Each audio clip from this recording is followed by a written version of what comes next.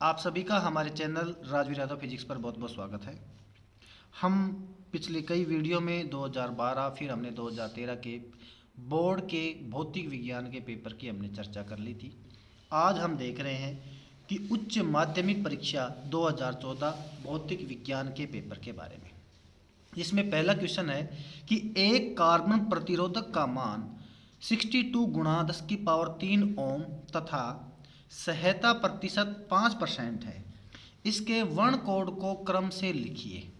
देखो, बी रॉय, ये सूत्र आपको याद रखना है। B Roy, Great Britain, very good wife, अर्थात 0 1 2 3 4 5 6 7 8 और 9, ये इसके पॉइंट है। हालांकि अगर आपने थ्योरी पढ़ी है तो उसमें ये बात मैंने समझा दी थी। तो आप सिर्फ ये फॉर्मूला लिखें। इस फॉर्मूले पर आप 0 से शुरू करके काउंटिंग लिख दें। अब आप देखें, ये 62 कह रहा है तो सबसे पहले 6 अक्षर है, तो 6 के साथ कौन सा आ रहा है वो देखो। 6 के साथ बी आ रहा है, इस बी का मतलब है ब्लू। क्लियर? तो पहला रंग तो हो गया नीला। दूसरा है 2, 2 के साथ आ रहा है रेड, रेड, रेड का मतलब हो गया लाल। और 10 की पावर 3, 10 की पावर 3 आएगा इस 3 के साथ, ऑरेंज के साथ। तो 10 की पावर 3 का संबंध हो गया ऑरेंज से, तो ये हो गया नारंगी। और 5% आता है गोल्डन के लिए, तो ये हो गया सुनहरा। क्लियर? आगे देखो, यदि चुंबकीय एकल ध्रुवों का अस्तित्व होता तो चुंबकत्व संबंधी गाउस का नियम क्या रूप ग्रहण करता।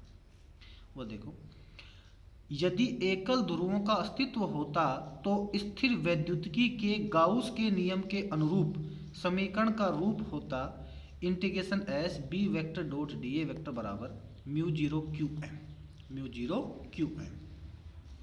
देखो भाई, जैसे अपन ने वहाँ mu G Q zero upon epsilon zero लिखा था ना, किसमें Q upon epsilon zero Gauss के नियम में लिखा था, आपको याद हो तो पहले चैप्टर में। तो एप्सिलॉन जीरो की जगह तो म्यू जीरो आ गया और क्यू की जगह क्यू एम लिख दिया, जहाँ क्यू एम क्या है, परिबद्ध चुंबकीय आवेश है। प्रतिचुंबकीय पदार्थ किसे कहते हैं, इसका एक उदाहरण दीजिए। देखो बेटा, प्रतिचुंबकीय पदार्थ ऐसे पदार्थ होते हैं जो चुंबकीय क्षेत्र से प्रतिकर्षित होते हैं, प्रतिचुंबकीय पदार्थ कहलाते हैं। और इसके एग्जाम्पल हैं जैसे हाइड्रोजन है, नाइट्रोजन है, जल है, कॉपर है, कार्बन है इत्यादि।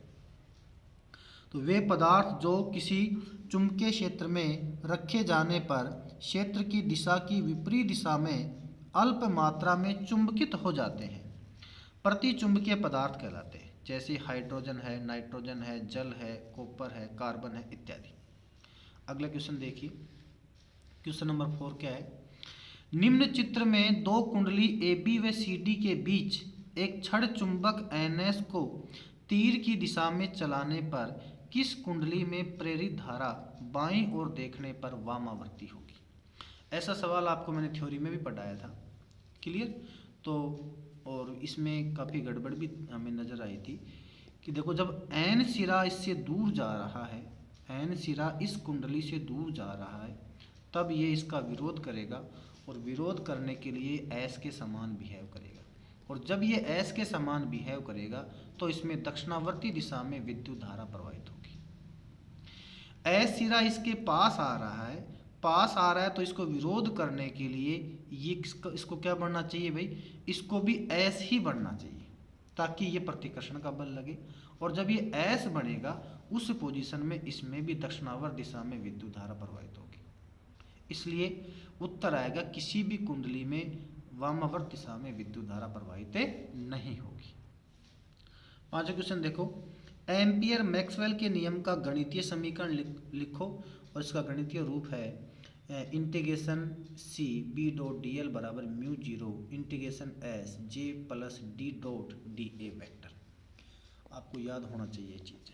अगला है, प्राथमिक इंद्रधनुष तथा द्वितीयक इंद्रधनुष में बूंद के अंदर कितनी बार पूर्ण आंतरिक परावर्तन होता है, 1 नंबर का आया था। तो देखो, प्राथमिक इंद्रधनुष में तो 1 बार होता है और द्वितीयक इंद्रधनुष में ये ऐसा 2 बार होता है। ये आपको याद कर लो, प्राथमिक में 1 बार, द्वितीयक में 2 बार। क्या? पूर्ण आंतरिक परावर्तन। तरंगाग्र को परिभाषित कीजिए। देखो इसको, मतलब कि माध्यम में खींचा गया वह काल्पनिक पृष्ठ जिस पर स्थित सभी कण समान कला में कंपन करते हैं तरंगाग्र कहलाता है। अगला क्वेश्चन, 0.02 kg द्रव्यमान की गेंद 20 मीटर पर सेकंड की चाल से गतिमान है। इसकी दे ब्रोगली तरंग दैर्घ्य को ज्ञात कीजिए जहां प्लांक नियतांक h बराबर इतना है। तो देखो इसने हमें सवाल दे रखा है कि m का मान है 0.12 kg और v का मान है 20 मीटर पर सेकंड, लैम्डा का मान है हमसे पूछना चाह रहा है और h का मान हमें दे रखा है। तो देखो तरंग दैर्घ्य लैम्डा बराबर h/p होता है या ये h/mv के बराबर है, जहाँ लैम्डा का मान 6.62 10⁻34 और m का मान 0.12 गुणा 20। जब इसको सोल्व करते हैं हम तो सोल्व करने पर इसका उत्तर हमें प्राप्त होता है 2.8 गुणा 10⁻34 मीटर। अगला सवाल देखो, दो धातु की प्लेटों P तथा Q के लिए अंतक विभव V0 तथा आवर्ती न्यू के बीच वक्र दर्शाया गया है। इनमें से किस धातु की देहली तरंग दैर्घ्य व कार्यफलन अधिक होगा? सबसे पहले हम कार्यफलन तो कार्यफलन E0 बराबर h न्यू जीरो होता है ना, जहाँ ये वैल्यू न्यू जीरो की है। तो आप जानते हो कि Q के लिए न्यू जीरो ज़्यादा हो रहा है और न्यू जीरो अगर Q के लिए ज़्यादा है तो इसका मतलब Q के लिए कार्यफलन भी अधिक होगा। पहला उत्तर तो ये हो गया।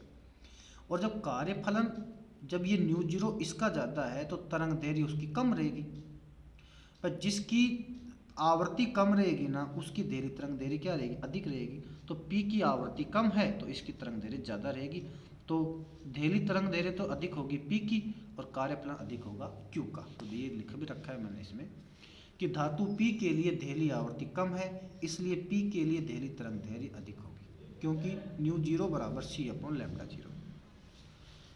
चूंकि E0 बराबर h न्यू जीरो होता है जो कि कार्यफलन ऊर्जा के बराबर है, अतः धातु Q के लिए न्यू जीरो अधिक है, इसलिए Q के लिए कार्यफलन भी अधिक होगा। अगला क्वेश्चन है क्वेश्चन नंबर 10, एक रेडियो एक्टिव तत्व का क्षय नियतांक 0.693 प्रति मिनट है। इसकी अर्ध आयु तथा औसत आयु क्या होगी? ये हमसे पूछना चाह रहे हैं। तो लैम्डा का मान तो 0.693 प्रति मिनट दे रखा है सवाल ने। टी हाफ का मान हमसे पूछ रहा है, टी जीरो की वैल्यू ये हमसे पूछना चाह रहा है। तो अर्ध आयु टी हाफ होता है 0.693 अपॉन लैम्डा, या टी हाफ बराबर 0.693 बटे 0.693 बराबर 1 मिनट, या फिर औसत आयु टी जीरो बराबर हो गया 1 बटा लैम्डा, या टी जीरो बराबर 1 बटा 0.693 या सोल्व किया तो 1.44 मिनट। अगला क्वेश्चन है, दो कार्बनिक यौगिक अर्धचालकों के नाम लिखिए। एक, ज़्यादातर स्टूडेंट इसके उत्तर में लिख के आते हैं सिलिकॉन और जर्मेनियम, जो कि गलत है। ये कार्बनिक पूछ रहा है अपने से, कार्बनिक और यौगिक अर्धचालक हमसे पूछ रहा है, तो इसका उत्तर होगा, रट लें इसको आप अच्छे से, मादित थैलोसियानीस और एंथ्रासिन। 1 नंबर का सवाल आया था। बिंदु से बिंदु संचार का एक उदाहरण बताइए। जैसे मान लो हम किसी मोबाइल या टेलीफोन के द्वारा एक आदमी किसी दूसरे एक आदमी से बात करता है, तो ये कहलाता है बिंदु से बिंदु संचार। तो देखो, दो व्यक्तियों द्वारा टेलीफोन पर बातचीत इसका उदाहरण है। और अगला क्वेश्चन है, व्यापक संचार व्यवस्था का एक ब्लॉक आरेख बनाइए। 1 नंबर का सवाल आया था, रिपीट है ये भी। ये 17 जो चैप्टर है हमारा उसमें से है ये क्वेश्चन। तो इसको समझने के लिए आप समझो, जैसे मान लीजिए कि रेडियो का स्टेशन है मान लो दिल्ली में, वहाँ से कोई सिग्नल प्रसारित हो रहे हैं और हमारा रेडियो उसको पकड़ रहा है, हम उसको सुन रहे हैं। इसको दिमाग में रखते हुए काम हमें करना है। देखो, सूचना स्रोत कौन है बेटा? सूचना स्रोत वो व्यक्ति है जो दिल्ली रेडियो स्टेशन पर बैठा हुआ है। उसके मुंह से जो सिग्नल निकल रहे हैं उनको संदेश या सिग्नल कहा है। वो सबसे पहले ट्रांसमीटर को दिए जाते हैं, मतलब ऐसी मशीन को दिए जाते हैं जो वहाँ से उसको यहाँ तक भेजती है, इस लायक बनाती है। तो प्रेषित कह दूँ या ट्रांसमीटर कह दूँ, उसको ये सिग्नल प्रदान किए जाते हैं। वहाँ से ये सिग्नल चैनल में आते हैं। चैनल मतलब हवा में मतलब जैसे दिल्ली से मान लो यहाँ तक, जहाँ भी आपका घर है वहाँ तक का जो रास्ता है वो चैनल के थ्रू आता है, उसको चैनल बताया गया है। जब वो चैनल से होकर वो तरंगे गति करती हुई हम तक पहुँचती हैं, तो रास्ते में जो नॉइज हो रही है, शोर हो रहा है, कल कारखानों की आवाज़ आ रही है, गाड़ी मोटरों की आवाज़ आ रही है, किसी के बोलने की आवाज़ आ रही है, वो आवाज़ उसमें जुड़ जाती है उसके साथ में। इस वजह से जब रेडियो चलता है तो आपने देखा सूं सूं की आवाज़ लगातार आती है। जैसे कमेंट्री बोलते हैं तो जब कोई किसी की आवाज़ नहीं आती उस टाइम सूं करता रहता है, फिर आवाज़ कमेंट्री की आती है, फिर सूं करता रहता है, तो वो शोर उसकी वजह से होता है। फिर इसको रिसीवर ग्रहण करता है, अभिग्राही ग्रहण करता है, इसका मतलब हमारे रेडियो का एंटेना उसको ग्रहण करता है, और फिर वो एंटीना ग्रहण करता है, रेडियो में वो सिग्नल बजता है, उसको फिर हम सूचना उपयोगकर्ता का काम हम कर रहे हैं जो उसको सुन रहे हैं। ये इसका व्यापक इसका आरेख है जो परीक्षा में रिपीटेड भी है, फिर किसी और परीक्षा में पूछा हुआ है क्वेश्चन।